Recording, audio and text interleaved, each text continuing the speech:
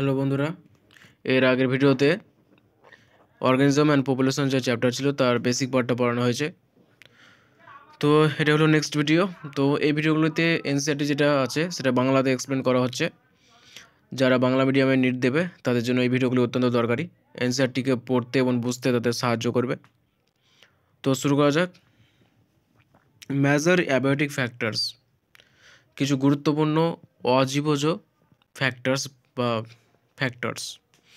তো এর মধ্যে চারটে বিষয় নিয়ে পড়বো: টেম্পারেচার, ওয়াটার, তারপরে আছে লাইট, আর তারপর সয়েল। তো সবচেয়ে ইম্পর্টেন্ট টেম্পারেচার, তারপর ওয়াটার, তারপর লাইট, তারপর সয়েল। তো সেই সিরিজ বরাবরই দেওয়া আছে। তো temperature is the most important ecologically relevant environmental factor. ইকোলজির সাথে সম্পর্কিত সবচাইতে বেশি ইম্পর্টেন্ট যেটা আছে সেটা এনভায়রনমেন্টাল ফ্যাক্টর হলো টেম্পারেচার, সবচেয়ে ইম্পর্টেন্ট বা তাপমাত্রা। You are aware that the average temperature on land varies seasonally, decreases progressively from the equator towards the poles, and from plains to the mountain tops. যে আমরা জানি যে অ্যাভারেজ টেম্পারেচার যেটা আছে অন ল্যান্ড ভ্যারাইজ সিজনালি, পৃথিবীর উপরিভাগে বা ভূপৃষ্ঠের উপরিভাগে যে অ্যাভারেজ টেম্পারেচার বা গড় যে তাপমাত্রা সেটা বিভিন্ন রকম ঋতুতে বিভিন্ন রকম হয়ে থাকে। গ্রীষ্মকালের তাপমাত্রা 30, 40, 50ও থেকে যায় অনেক ক্ষেত্রে, অনেক জায়গাতে। শীতকালে তাপমাত্রা 10 ডিগ্রি, 5 ডিগ্রি, অনেক অনেক জায়গাতে 0 ডিগ্রি থেকেও কমে যায়। তাহলে তাপমাত্রাটা ভ্যারি করছে অনেকটাই বেশি। এবং এই যে বিষয়টা সেটা কি, যে decrease progressively from the equator towards the polls, যে এরা যদি পৃথিবী হয়, এরা যদি তার ইকুয়েটার হয় বা বিষুব অঞ্চল হয়, তো এখানে টেম্পারেচারটা সবচেয়ে বেশি। আর যত মেরুর দিকে যাব তত টেম্পারেচার কমতে থাকে। যত মেরুর দিকে যাওয়া যায় বা কিনারার দিকে যাওয়া যায় তত টেম্পারেচার কমতে থাকে। And from plains to mountain tops, এবং যে যদি পাহাড় নেওয়া যায় তো এই যে এই মাউন্টেনের যে নিচের দিকে আছে সেই অঞ্চলে তাপমাত্রা বেশি। যত উপরের দিকে যাওয়া যাবে পাহাড়ের উপরের অঞ্চলে তত তাপমাত্রা কমতে থাকে। It ranges from sub zero level in polar areas and high altitude to greater than 50 degree centigrade in tropical deserts in summer. তো এই যে রেঞ্জটা বা এই যে বিস্তৃতিটা সেটা কি, যে sub zero level in polar areas, যে পোলার এরিয়া আছে, যারা পোলার এরিয়া আছে মানে কি যে সুমেরু কুমেরু যে অঞ্চল, এই যে সুমেরু অঞ্চল কুমেরু অঞ্চল, এই পোলার এরিয়াতে তাপমাত্রাটা 0 ডিগ্রি সেন্টিগ্রেডেরও কম হয়ে যায় অনেক ক্ষেত্রে। And high altitude to greater than tropical desert in summer. এবং high অ্যালটিটিউডে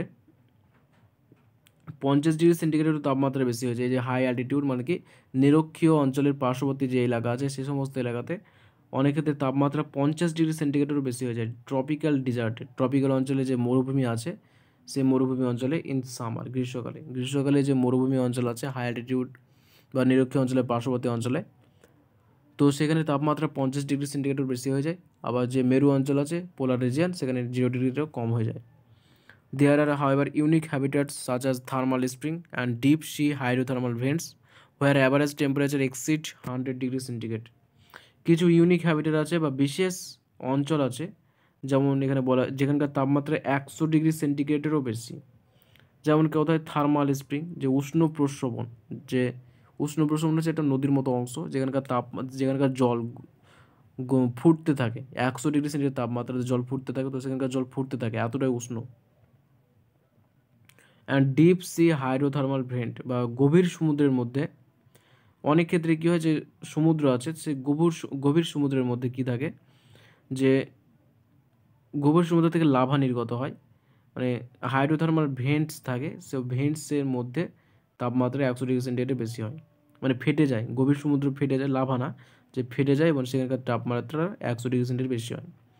it is general knowledge that mango tree do not and can not grow in temperate countries like Canada and Germany. এটা একটা সাধারণ বিষয় যে আম গাছ যেটা আছে সেটা আমাদের ট্রপিক্যাল অঞ্চলেই পাওয়া যায়। সেটা যে টেম্পারেট রিজিয়ান যেটা আছে যেমন কানাডা জার্মানি সেখানে পাওয়া যাবে না, কানাডা জার্মানিতে পাওয়া যাবে না। তো টেম্পারেট আর ট্রপিক্যাল একটা ক্লিয়ার করেছি যে এটা নিরক্ষীয় অঞ্চল, তো এই নিরক্ষীয় অঞ্চলের এই যে দুই দিকে থাকে 20 থেকে 25, এটা হলো ট্রপিক্যাল, যেটা আমাদের ভারতের মধ্যে অবস্থিত। তার পরবর্তী যেটা আছে প্রায় 60 ডিগ্রি পর্যন্ত, সেটা হলো টেম্পারেট। আর তার পরবর্তী যেটা আছে সেটা হলো মেরু অঞ্চল। তো এটা হলো ট্রপিক্যাল, আর তার পরবর্তী যে এই দুটো অংশ এটা হলো টেম্পারেট। তো কানাডা, জার্মানিতে আম গাছ জন্মাতে পারে না বা জন্মানো যাবেও না। Snow leopards are not found in Kerala forest. Snow leopard যেটা মরুভূমিতে যেটা বরফাবৃত অংশে পাওয়া যায়, সেটা অবশ্যই কেরালা ফরেস্টে পাওয়া যাবে না, সেখানকার টেম্পারেচারটা বেশি। And tuna fish are rarely caught beyond tropical latitude in the ocean. Tuna fish যেটা আছে সেটা অবশ্যই ট্রপিক্যাল অঞ্চলের ওশিয়ানে বা সমুদ্রে পাওয়া যাবে না। তো এখানে কিছু বৈশিষ্ট্য দেওয়া আছে যে যেখানকার প্রাণী সেটা সেখানেই থাকবে, সেখানে কোন প্রাণী কোথায় থাকবে সেটা সেই অঞ্চলের বা সেই এলাকার হ্যাবিট্যাটের ওপর, তার এনভায়রনমেন্টের ওপর নির্ভর করে, যে তাপমাত্রা কেমন, তার পরিবেশটা কেমন, এর উপর নির্ভর করে। তো এটাই বোঝাতে চেয়েছে। You can appreciate the significance of temperature to living organism when you realise that it affects the kinetics of enzymes. যে টেম্পারেচার যে কতটা ইম্পর্টেন্ট এর মাধ্যমে বোঝা যায় যে এটা যে এনজাইম আছে বা উৎসেচক আছে তার কাইনেটিক বা গতিবিধিকে নিয়ন্ত্রণ করতে পারে। And through it the metabolic activity, এবং এর মাধ্যমে মেটাবলিক অ্যাক্টিভিটি বা জৈবিক কাজটাকে, বা আমাদের যে কাজ মেটাবলিজম হচ্ছে, পরিপাক হচ্ছে, সেই মেটাবলিজমটাকে নিয়ন্ত্রণ করে, বা বিভিন্ন রকম রাসায়নিক বিক্রিয়া ঘটছে সেগুলোকে নিয়ন্ত্রণ করে। And other physiological function of the organism, এবং তাছাড়া অন্যান্য ফিজিওলজিক্যাল ফাংশন বা শারীরবৃত্তীয় কাজকেও নিয়ন্ত্রণ করে, একটা জীবদের অন্যান্য ফিজিওলজিক্যাল ফাংশনটাকেও নিয়ন্ত্রণ করে।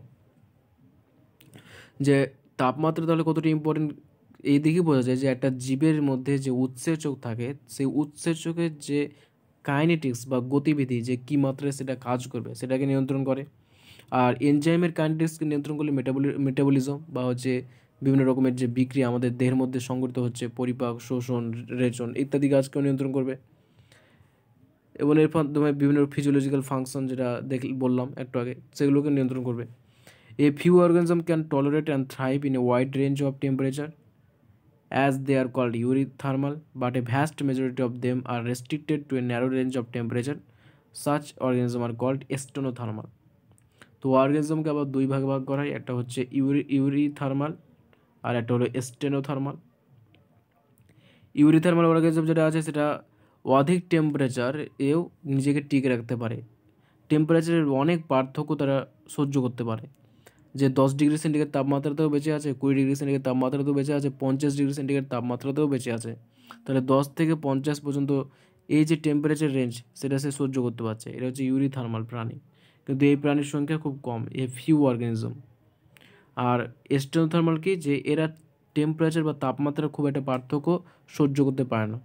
যেহেতু 20 ডিগ্রি সেন্টিগ্রেড তাপমাত্রা আছে, 30 ডিগ্রি সেন্টিগ্রেড তাপমাত্রা আছে, কিন্তু 40 ডিগ্রি সেন্টিগ্রেড তাপমাত্রা হলে আর বাঁচতে পারবে না, সে মারা যাবে। তো 20 থেকে 30 মাত্র 10 ডিগ্রি ডিফারেন্স সহ্য করতে পারছে, বা 20 থেকে 25 5 ডিগ্রি ডিফারেন্স সহ্য করতে পারছে। তো এরা হচ্ছে এক্সটেরোথার্মাল, এবং এদের সংখ্যাটা হচ্ছে বেশি, ভ্যাস্ট মেজরিটি হচ্ছে ectothermal. The levels of thermal tolerance of different species determine to a large extent their geographical distribution. যে কোনো একটা জীব কতটা উষ্ণতার রেঞ্জ সহ্য করতে পারছে সেটা তার জিওগ্রাফি, যে বাসস্থান বা অবস্থান, সেটাকে নির্দেশ করে। Can you think of a few eurythermal and stenothermal animals and plants? কিছু ইউরিথার্মাল বা স্টেনোথার্মাল, ইউরিথার্মাল যারা অধিক তাপমাত্রার পার্থক্য সহ্য করতে পারে, স্টেনোথার্মাল যারা কম তাপমাত্রার পার্থক্য সহ্য করতে পারে বা অধিক তাপমাত্রার পার্থক্য সহ্য করতে পারে না, তাদের উদাহরণ এখন তোমরা খুঁজে বের করো এবং সেটাকে লেখো। উদ্ভিদ আছে, প্রাণীও আছে, তো তোমরা গুগলে সার্চ করে কিংবা বই থেকে খুঁজে সেটা অবশ্যই মনে করে রাখবে। In a recent year, there have been a growing concern about the gradually increasing average global temperature. যে কিছু বছর আগে কি একটা এস্টিমেট করা হয়েছে যে এই যে তাপমাত্রা গ্লোবাল ওয়ার্মিংয়ের মাধ্যমে পৃথিবীর তাপমাত্রা বৃদ্ধি পেতে চলেছে। If this trend continues, would you expect the distributional range of some species to be affected? যদি এইভাবে পৃথিবীর গড় তাপমাত্রা, ভূপৃষ্ঠের গড় তাপমাত্রা গ্লোবাল ওয়ার্মিংয়ের কারণে বাড়তেই থাকে, তাহলে তোমার কি মনে হয় যে তাহলে অবশ্যই কিছু বিশেষ প্রজাতির প্রাণীদের ক্ষতি হবে, তারা আস্তে আস্তে বিপন্ন হয়ে যাবে। এখনও আস্তে আস্তে অনেক প্রাণী বিপন্ন হয়ে গেছে, তো অবশ্যই ক্ষতিগ্রস্ত হবে। তো টেম্পারেচার বিষয়ে এইটুকুই ছিল। তো পরবর্তী যেটা আছে সেটা হলো ওয়াটার বা জল। এবার জলের গুরুত্বটা পড়তে হবে। Water is another the most important factor influencing the life of organism. তো টেম্পারেচারের পরে তারপরে যে মোস্ট ইম্পর্ট্যান্ট ফ্যাক্টর যেটা জীবের দেহকে ইনফ্লুয়েন্স করে বা প্রভাবিত করে সেটা হলো water. Second most, in fact life on earth originated in water and is unsustainable without water. যে ইভলিউশন চ্যাপ্টারে আমরা পড়েছি যে পৃথিবীতে জীবের যে প্রথম উৎপত্তি বা সৃষ্টি সেটা কিন্তু ওয়াটারে হয়েছিল। And is unsustainable without water, এবং জল ছাড়া কিন্তু জীব বাঁচতেও পারে না, তার জন্য জলের অপর নাম জীবন। Its availability is so limited in deserts that only special adaptation make it possible for organisms to live there. যে মরুভূমিতে জল এতটাই কম থাকে যে বিশেষ ধরনের অ্যাডাপ্টেশন যদি না করে সেখানকার জীবেরা, সেখানকার উদ্ভিদেরা, সেখানকার প্রাণীরা, তাহলে সেখানে কিন্তু তারা, সেই সমস্ত উদ্ভিদ প্রাণীরা সেখানে টিকে থাকতে পারবে না। তাহলে ডিজার্টে কি, যে ডিজার্টে জল খুব কম থাকে, তার জন্য সেই অল্প জলে টিকে থাকার জন্য, মানিয়ে নেওয়ার জন্য সেখানকার উদ্ভিদ ও প্রাণীদেরকে অ্যাডাপ্টেশন করতে হয়। মানিয়ে নেওয়ার জন্য যে দেহের মধ্যে যে পরিবর্তন আসে, জীবের মধ্যে যে পরিবর্তন আসে সেটাকে অ্যাডাপ্টেশন বলে। তো সেই বিশেষ অ্যাডাপ্টেশন করতে হয়, আর না করলে তারা বাঁচতেও পারবে না। The productivity and distribution of plants is also heavily dependent on water. একটা উদ্ভিদ কতটা প্রোডাক্টিভ হবে, মানে কতটা খাদ্য সে তৈরি করতে পারবে, অ্যান্ড ডিস্ট্রিবিউশন অফ প্ল্যান্টস, বা কতটা অঞ্চল জুড়ে সেই প্ল্যান্ট বা উদ্ভিদটা ছড়িয়ে ছিটিয়ে থাকবে, কোন কোন জায়গাতে তাকে পাওয়া যাবে, সেটাও ডিপেন্ড করে ওয়াটারের ওপর, জলের ওপর। যদি বেশি পরিমাণে জল থাকে তাহলে সেখানে সে সমস্ত উদ্ভিদ বেশি পরিমাণে খাবার তৈরি করতে পারবে, তারপর সেখানে বেশি অঞ্চলে তাকে খুঁজে পাওয়া যাবে। You might think that organism living in ocean, lakes and rivers should not face and water related problems, but it is not true. যে তোমার মনে হতে পারে যে যে সমস্ত জীবেরা সমুদ্রে আছে, বা লেকস বা হ্রদে আছে, রিভার্স বা নদীতে আছে, তারা তো জলের মধ্যেই আছে। সমুদ্রে, তারপর নদীতে, হ্রদে যে সমস্ত উদ্ভিদরা জন্মায় বা প্রাণীরা আছে, তারা তো জলের মধ্যেই আছে, তাদের তো জলের প্রবলেম হওয়া উচিত না, তাই মনে হতে পারে, কিন্তু এটা সত্যি নয়। এটা কিন্তু সত্যি নয়। তারা জলের মধ্যে থাকলেও তাদের মধ্যে জলের গুরুত্ব আছে বা জলের চাহিদা আছে, জলের অভাব আছে। For aquatic organism the quality, chemical composition and pH of water becomes important. তো যারা জলে বসবাস করে তাদের ক্ষেত্রে কিন্তু তখন জলের পরিমাণটি ইম্পর্টেন্ট না, জলের যে কেমিক্যাল কম্পোনেন্ট, যে কী কী কেমিক্যাল আছে জলের মধ্যে, বা পিএইচ, যে কতটা আম্লিক না ক্ষারীয়, সেটা ইম্পর্টেন্ট হয়ে পড়ে। হয়তো বেশি আম্লিকে সেই জীবটা সেই জলটাকে ইউজ করতে পারবে না, কিংবা তার মধ্যে যদি এমন কোনো কেমিক্যাল থাকে সেই কেমিক্যালে সেই জীবের জন্য ক্ষতিকর, ফলে সেই জীব জলটাকে সে গ্রহণ করতে পারবে না, তখন সেটা লিমিটেড হয়ে যাবে। জল তখন তার জন্য লিমিটেড হয়ে যাবে, জলের মধ্যে থাকা সত্ত্বেও সেই জলকে সে ব্যবহার করতে পারবে না। The salt concentration measured as salinity in parts per thousand is less than 5 in inland waters, 30 to 35 in the sea, and greater than 100 in some hypersaline lagoons. তো সল্টের পরিমাণ বা সল্টের যে কনসেন্ট্রেশন, যে লবণ কতটা আছে, সেটাকে স্যালিনিটি বলে, মানে মেজার করা হয় স্যালিনিটির মাধ্যমে। পার্টস পার থাউজেন্ড মানে 1000 ভাগে কত ভাগ আছে, 1000 ভাগ যদি নেওয়া হয় তো তার মধ্যে কত ভাগ এই সল্ট বা লবণ আছে সেটা হলো স্যালিনিটি। তো সেইভাবে পিপিটি, পার্টস পার থাউজেন্ড হিসাবে তাকে করা হয়, ডিনোট করা হয় বা পরিমাপ করা হয়। তো সেই সল্ট কনসেন্ট্রেশনটা কোথায় কত থাকে, is less than 5 in inland water, যে আমাদের যে নদী পুকুর দেখতে পাই, তো এখানে 5 পিপিটিরও কম থাকে। 30 to 35 ইন সি, সমুদ্রের যে জল আছে সেখানে 30 থেকে 35 পিপিটি থাকে পার্টস পার থাউজেন্ড, তার জন্য সমুদ্রের জল একটু লবণাক্ত হয়। And greater than 100 in some hyper saline lagoons, কিছু কিছু হাইপার স্যালাইন লেগুনস মানে কি, কিছু কিছু হ্রদ আছে বা লেক আছে যেখানে লবণের পরিমাণ অত্যন্ত বেশি, তো সেখানে লবণের পরিমাণটা কত, 100রও বেশি, তাকে হাইপার স্যালাইন। হাইপার মানে অধিক, হাইপো মানে কম, হাইপার মানে বেশি। তো বেশি স্যালাইন বা লবণাক্ত যে লেগুনস আছে সেই লেগুনসে 100রও বেশি থাকে।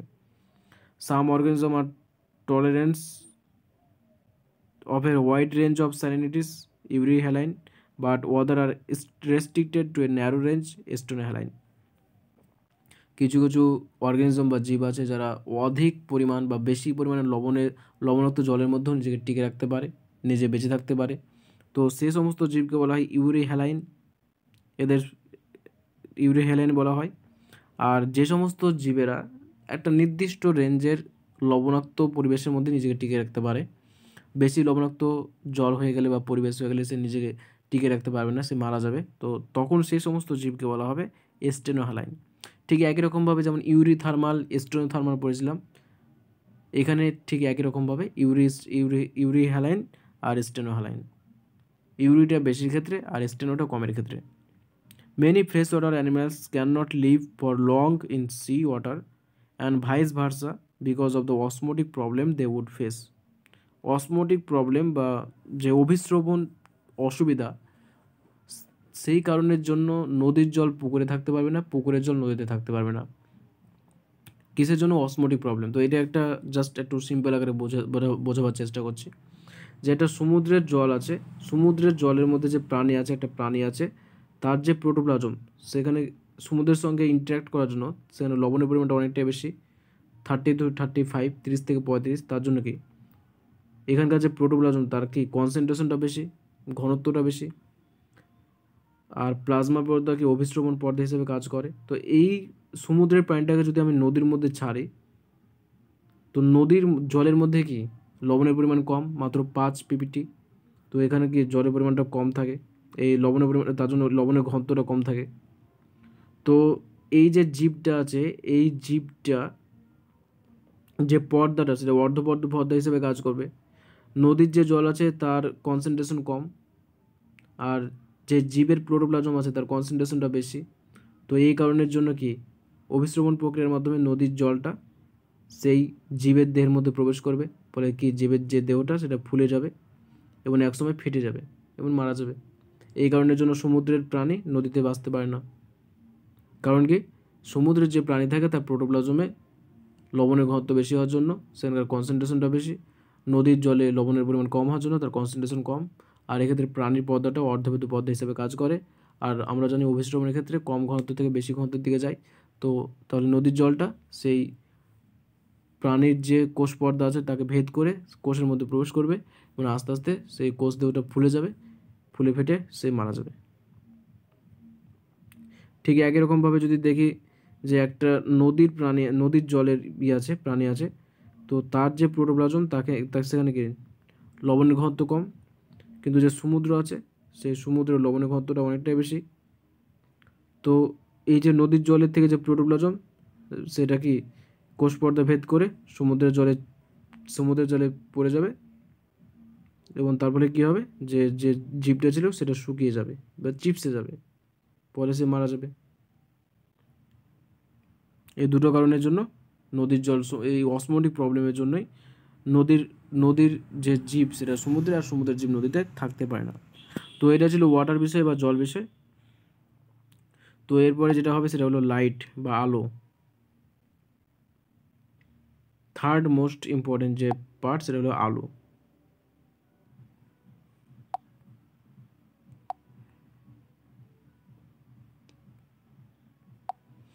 Since plants produce food through photosynthesis, a process which is only possible when sunlight is available as a source of energy.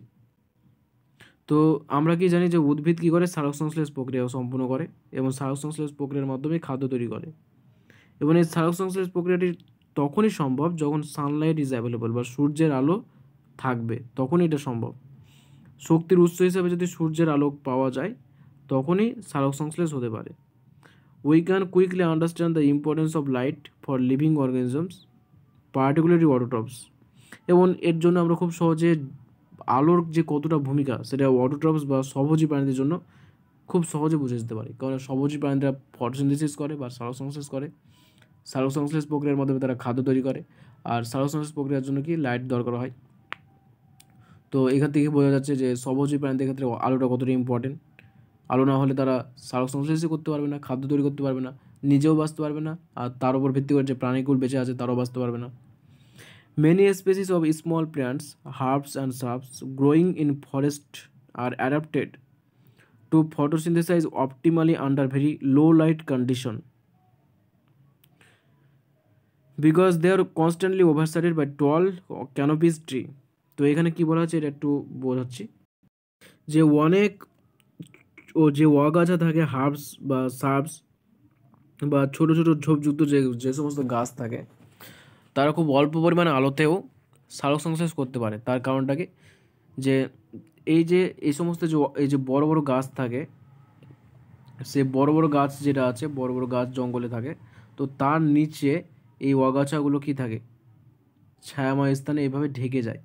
আর ঢেকে যাওয়ার জন্য কি হয় সূর্যের আলো খুব একটা তাদের কাছে আসতে পারে না, এই ওপরে যে গাছ আছে বড় গাছ সেটাই আড়াল করে নেয় এবং এর জন্য এটা লো লাইট কন্ডিশনেও সালোক সংশ্লেষ করতে পারে।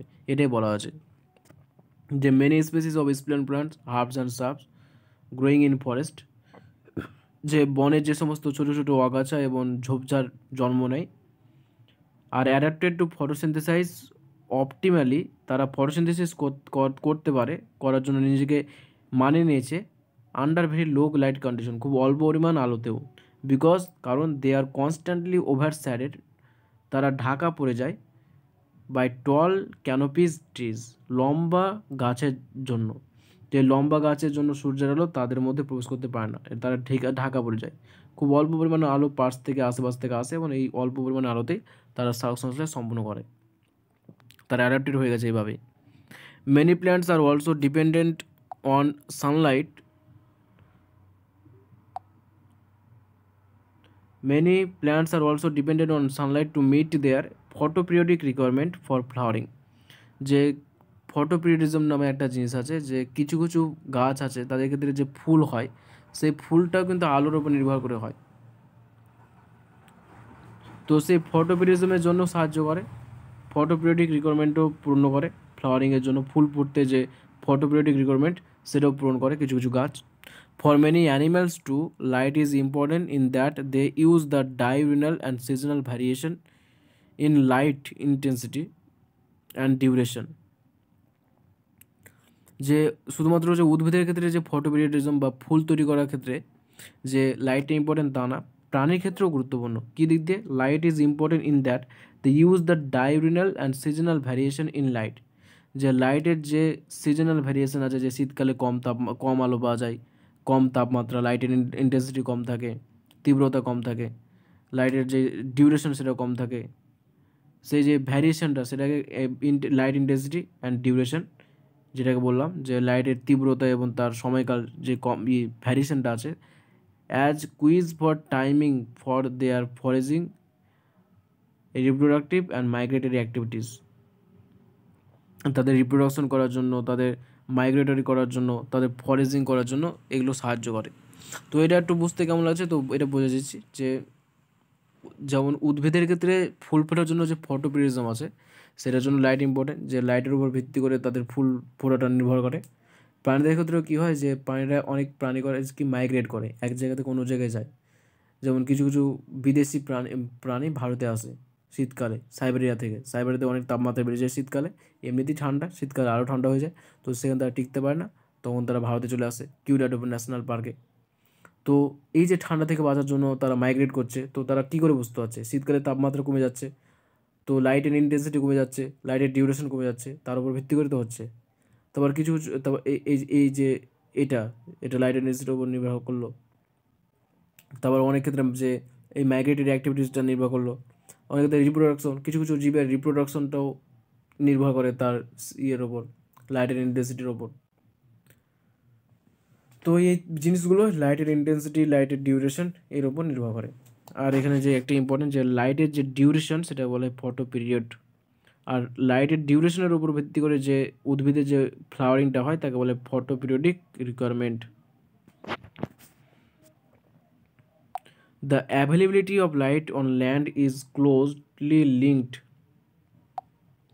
with that of temperature since the sun is the source of both, যে আলো কতটা আসবে এবং তাপমাত্রা কতটা হবে সেটা অত্যন্ত একে অপরের সঙ্গে জুড়ে আছে বা সম্পর্কিত। কারণ কি, সূর্যই আলোর উৎস, সূর্যই তাপমাত্রার উৎস, তার জন্য টেম্পারেচার আর লাইট একে অপরের সঙ্গে সম্পর্কযুক্ত, এটাই বলা আছে। But deep greater than 500 metres in the oceans the environment is dark and its inhabitants are not aware of the existence of a celestial source of energy called sun. তো এটা তো ঠিক আছে যে পুরো জীবকুল প্রাণীকুল দেখছে যে সূর্যই সমস্ত শক্তির উৎস, কিন্তু গভীর সমুদ্রে যেটা কয়েক কিলোমিটার গভীর, তো সেখানে 500 মিটারের নিচে যে সমস্ত অঞ্চল আছে, সূর্যের আলো তো 500 মিটারের বেশি নিচে নামতে পারছে না, খুব বেশি হলে ম্যাক্সিমাম 500 মিটার যাবে জলের উপরে। তো তার নিচে যে সমস্ত জীব আছে, যে সমস্ত উদ্ভিদ আছে, প্রাণী আছে গভীর অন্ধকারময় স্থানে, তারা জানেই না যে সূর্য নামে একটা জিনিস আছে, সেলেস্টিয়াল শক্তির একটা অনন্ত উৎস সূর্য যে আছে, তার অস্তিত্ব বিষয়ে তাদের কোনো জ্ঞানই নেই। What then is their source of energy, তাহলে তাদের শক্তির উৎস কী? এক্ষেত্রে তো সূর্যের আলো পৌঁছাছেই না, তো এক্ষেত্রে তাদের শক্তির উৎসটা কী? The spectral quality of solar radiation is also important for life. তো তখন এদের ক্ষেত্রে আর তাপমাত্রা, তারপর লাইট, আলো, এগুলো ইম্পর্টেন্ট না, স্পেকট্রাল কোয়ালিটি ইম্পর্টেন্ট। সোলার রেডিয়েশনের স্পেকট্রাল কোয়ালিটি, যে রশ্মি, ইউভি রশ্মি, এক্স রশ্মি, গামা রশ্মি, মাইক্রোওয়েভ, রেডিও ওয়েভ, এই যে রশ্মি আছে, তখন এদের ক্ষেত্রে সেই এর স্পেকট্রাল কোয়ালিটি বা রশ্মিটা নির্গত হয়ে যায়, ইম্পর্টেন্ট হয়ে যায়। কারণ কি, এই যে রশ্মি আছে তাদের ভেদন ক্ষমতাটা অনেকটা বেশি, সেটা তো অনেকটা ভেদ করতে পারে, তো সেই স্পেকট্রাল কোয়ালিটি এদের ক্ষেত্রে important. The UV component of the spectrum is harmful to many organisms while not all the color components of the visible spectrum. তো এখানে বলা হয়েছে যে ইউভি যে স্পেকট্রাম আছে, অনেকগুলো তো স্পেকট্রাম আছে বললাম, ইউভি আছে, আলট্রাভায়োলেট রেজ আছে, ভিজিবল রেজ আছে, তো গামা রে আছে, এক্স রে আছে, মাইক্রোওয়েভ আছে, রেডিও ওয়েভ আছে। তো ইউভি রেজ বা ইউভি কম্পোনেন্ট যেটা আছে স্পেকট্রাল কোয়ালিটির মধ্যে, সেটা কি অনেক অর্গানিজমের জন্য ক্ষতিকর, অনেক অর্গানিজমের ক্ষতি করে, ক্যান্সার রোগ সৃষ্টি করতে পারে। এর জন্য তো যে ইউভি রেজটা যে ওজোন হোলটাকে ছেদ করে পৃথিবীতে আসছে, এর জন্য মানুষের অনেক ক্ষতিগ্রস্ত হচ্ছে। And while not all colour component of the visual spectrum, কিন্তু দৃষ্টিগত যে সমস্ত স্পেকট্রাম আছে, যেটা 400 থেকে 800 ন্যানোমিটারের মধ্যে যেটা পড়ে, যার জন্য আমরা বিভিন্ন পুস্তকে দেখতে পাই, সেটা কিন্তু খুব একটা ক্ষতিগ্রস্ত না, are available for marine plants, এবং সেটাই যে সমুদ্রে living at different depth of the ocean. তো এবং এই যে ভিজিবল স্পেকট্রাম, সেটাই কিন্তু এই গভীর সমুদ্রের যে উদ্ভিদ বা প্রাণী আছে সেখানে পৌঁছায়। তাহলে যদি বলা হয় যে এই যে 500 মিটারের নিচে গভীর সমুদ্রে যে উদ্ভিদ প্রাণী আছে, তাদের ক্ষেত্রে শক্তির উৎস কী? তো বলতে হবে সূর্যের যে স্পেকট্রাল কোয়ালিটি আছে, ভিজিবল রিজিয়নের স্পেকট্রাল কোয়ালিটিটা বা স্পেকট্রাল যে আছে রশ্মিগুলো আছে, সেগুলো ইম্পর্টেন্ট, সেটাই শক্তির উৎস।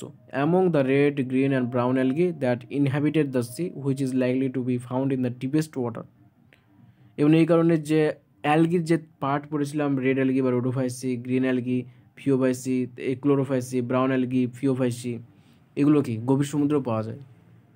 এবং এই যে ভিজিবল রিজিয়ন, লাল, তারপর রেড, গ্রিন, ব্রাউন, এগুলো তো ভিজিবল স্পেকট্রামই অংশ। তো এই জন্য এদেরকে গভীর সমুদ্রে পাওয়া যায়, কারণ কি এরা শক্তির উৎস হিসাবে এই রেড, গ্রিন এবং ব্রাউন যে কালার স্পেকট্রাম আছে সেটাকে কাজে লাগায়। তো এটা বললাম আমাদের কি লাইট নিয়ে পড়লাম, লাইটটা কত ইম্পর্টেন্ট সেই বিষয়ে পড়ানো হলো। এবার যে লাস্ট ইম্পর্টেন্ট পার্ট আছে বা অ্যাবায়োটিক ফ্যাক্টর, অ্যাবায়োটিক মানে কি অজীবজ যে ফ্যাক্টর আছে, সেটা হলো সয়েল বা মাটি। তো সয়েল হচ্ছে last. The nature and properties of soil in different places vary. তো বিভিন্ন ভূপৃষ্ঠের বিভিন্ন জায়গার মাটি আলাদা, প্রকৃতি আলাদা, ধর্ম আলাদা, গঠন আলাদা, কাজ আলাদা। It is dependent on the climate, the Wuthering process, whether soil is transported or sedimentary, and how soil development occurred. তো কোথাকার মাটি কীরকম হবে, তার বৈশিষ্ট্য কী হবে, তার কাজ কী হবে, সেটা কী কী বিষয়ের উপর নির্ভর করে? ক্লাইমেট, জলবায়ুর উপর নির্ভর করে, যে সেখানকার জলবায়ুটা কেমন, শীতময়, নাতিশীতোষ্ণ, উষ্ণ, কী রকম তাদের জলবায়ুটা, টেম্পারেচার কত, প্রেসিপিটেশন কত। দ্য ওয়েদারিং প্রসেস, সেখানকার যে আবহাওয়া, সেই আবহাওয়াটা কেমন। whether soil is transported or sedimentary, তারপর সেখানকার যে মাটিটা সেটা জমা আস্তে আস্তে বছরের পর বছর ধরে জমা হচ্ছে, সেডিমেন্ট গঠন করে আছে, না ট্রান্সপোর্টেড যে অন্য কোনো জায়গা থেকে সেটা ট্রান্সফার হয়ে সেই সমস্ত জায়গাতে এসছে। ট্রান্সপোর্টেড মানে কি অন্য কোনো জায়গার মাটি বাতাসের মাধ্যমে বা অন্য কোনো মানুষের দ্বারা বাহিত হয়ে এসছে বা বন্যার মাধ্যমে, সেটা হতে পারে ট্রান্সপোর্টেড বা সেডিমেন্টারি, যে সেখানকারই মাটি বছর পর বছর ধরে জমা হচ্ছে। And how soil development occur, এবং কীভাবে মাটিটা তৈরি হচ্ছে। এই ফ্যাক্টরগুলো নির্ভর করে যে মাটিটা কেমন হবে, তার কাজ কী হবে, তার ধর্ম কী হবে। Various characteristics of the soil such as soil composition, grain size and aggregation determine the percolation and water holding capacity of the soil। তো মাটির একটা বিশেষ বৈশিষ্ট্য আছে যে প্রোকুলেশন অ্যান্ড ওয়াটার হোল্ডিং ক্যাপাসিটি। প্রোকুলেশন বলতে কি কতটা বিভিন্ন রকম পদার্থ মাটির মধ্যে আছে, আর ওয়াটার হোল্ডিং ক্যাপাসিটি যে কতটা জলকে সে ধরে রাখতে পারছে। এই যে বৈশিষ্ট্যটা সেটা কিসের উপর নির্ভর করে, সয়েল কম্পোজিশন, যে মাটিটা কী কী পদার্থ দিয়ে তৈরি, সিলিকা আছে কতটা, কার্বন কতটা আছে, হাইড্রোজেন কতটা আছে, ক্যালসিয়াম কতটা আছে, কী কী পদার্থ কতটা আছে তার উপরে ভিত্তি করে। গ্রেন সাইজটা কত, যে মাটিকে ক্ষুদ্র ক্ষুদ্র কণায় ভাগ করলে সেগুলো ছোটো আকার না বড় আকার, দানার আকৃতি কতটা তার উপর নির্ভর করে। অ্যান্ড অ্যাগ্রিগেশন মানে কি মাটিগুলো কীভাবে আছে, যে খুবই জমাট বাঁধা অবস্থায় আছে না হালকা হালকা আলগা আলগাভাবে আছে। যেমন এঁটেল মাটি খুবই জমাট বাঁধা অবস্থায় থাকে, বালু মাটি আলগা আলগা অবস্থায় থাকে, দোআঁশ মাটি দুটোর মধ্যবর্তী অবস্থানে থাকে। তো এইগুলোর উপর নির্ভর করে যে তার প্রকুলেশন কেমন হবে, তার ওয়াটার হোল্ডিং ক্যাপাসিটি বা জল ধারণ করার ক্ষমতাটা কেমন হবে। These characteristics along with parameters such as pH, mineral composition and topography determine to a large extent the vegetation in an area। তো মাটির যে এই বৈশিষ্ট্যগুলো বললাম, এই বৈশিষ্ট্যগুলো তার সাথে সাথে পিএইচ, যে সেখানকার পিএইচ কত, যে যে পরিবেশটা আছে সেই হ্যাবিটেটটা আম্লিক না ক্ষারীয়। মিনারেল কম্পোজিশন, সেই হ্যাবিটেটে কী কী মিনারেল পাওয়া যায়, কী কী খনিজ পদার্থ পাওয়া যায়, ক্যালসিয়াম, ম্যাগনেসিয়াম, পটাশিয়াম, কোন কোন খনিজ আছে সেগুলো। আর টোপোগ্রাফি থেকে মাটির যে বিন্যাস তাকে বলা হয় টোপোগ্রাফি। সে মাটি অনেকগুলো বিভাগে বিভক্ত থাকে, এ হরিজোন, ও হরিজোন, আই হরিজোন, এই যে হরিজন হিসাবে ভাগ করা থাকে এটাকে বলা হয় কি টোপোগ্রাফি, মাটির যে বিন্যাস। তো সেই মাটির বিন্যাসটা কেমন, এগুলো এগুলো কী করে অনেকটাই ডিটারমাইন করে ভেজিটেশন ইন অ্যান এরিয়া, যে কোনো এলাকার ভেজিটেশনটাকে ডিটারমাইন করে, যে কোনো এলাকা। তাহলে সেখানকার পিএইচ, মিনারেল কী কী মিনারেল আছে, টোপোগ্রাফি, সমস্ত কিছু মিলে সেখানকার ভেজিটেশনটাকে নির্ণয় করে, যে এই সমস্ত এলাকার বৈশিষ্ট্যটা কেমন, সেখানে কী কী সবজি পাওয়া যেতে পারে, মানে সেখানে সমস্ত বৈশিষ্ট্য বলে দেওয়া যেতে পারে। This in turn ডিকটেটস the type of animals that can be support, এমনকি ওই সমস্ত অঞ্চলে কী কী প্রাণী থাকতে পারে সেটাও ডিকটেট বা আইডিয়া করে যেতে পারে, সেটাও ধারণা করে যেতে পারে। Similarly in the aquatic environment the sediment characteristic often determine the type of benthic animals that can thrive there. Benthic animals মানে কি, যে যারা নিচের দিকে থাকে, যে ধরা যাক একটা পুকুর, তো পুকুরের মধ্যে যে নিচে যে আছে সেগুলো হচ্ছে বেন্থ, এবং এখানে যে অ্যানিমাল আছে সেগুলো হচ্ছে বেন্থিক অ্যানিমাল। তো পুকুরের ক্ষেত্রে, নদীর ক্ষেত্রে, তারপর সমুদ্রের ক্ষেত্রে এখানকার মাটি তো সেডিমেন্ট আকারে থাকে, স্তর আকারে থাকে। তো সেই সেডিমেন্টাল ক্যারেক্টারিস্টিকটা, যে স্তরটা কীভাবে আছে সেই বৈশিষ্ট্যটা নির্ণয় করে যে এখানকার বেন্থিক অ্যানিমালটা কীরকম হবে, যে এখানকার নিচু অঞ্চলে যে সমস্ত প্রাণীগুলো আছে সেগুলো কী প্রকৃতির হবে, সেখানে কোন প্রকৃতির প্রাণী আছে। তো শেষ যে পার্ট মাটি, সেই বিষয়ে পড়লাম ডিটেলসে, যে মাটি কেমন, সমস্ত কিছু পড়া হলো। তো এই যে অ্যাবাইডিক ফ্যাক্টরটার মধ্যে টেম্পারেচার, ওয়াটার, লাইট, সয়েল, এই চারটে পড়া হলো।